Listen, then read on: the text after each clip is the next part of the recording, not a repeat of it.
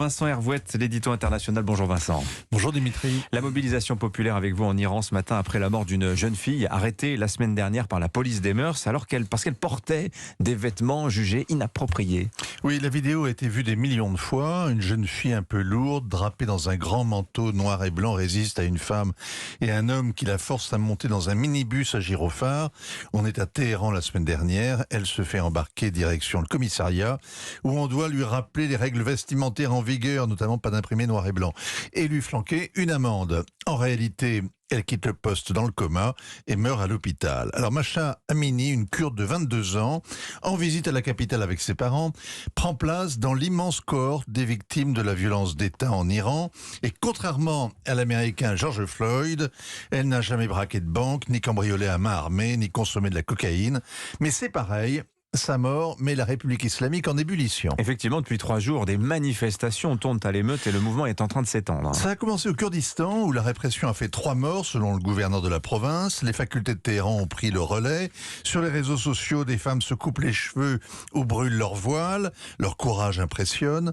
Régulièrement, la jeunesse iranienne se rebelle.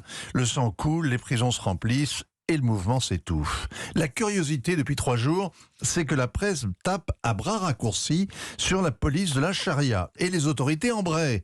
Le représentant du guide suprême au Kurdistan a passé 2 heures au domicile des parents. Il leur a transmis les condoléances d'Ali Khamenei. Il leur a promis que la justice serait faite.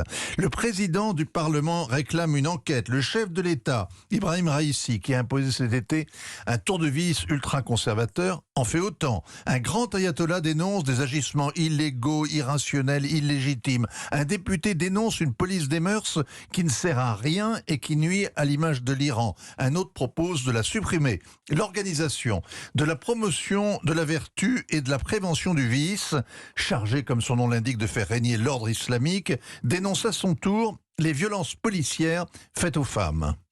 Est-ce que les conservateurs saisis d'un doute, d'une certaine manière, c'est une révolution dans la révolution là ? Bien, depuis 43 ans, la patrouille d'orientation, c'est le vrai nom de la police des mœurs, traque les badidjabs, les mal voilés. 43 ans qu'elle échoue.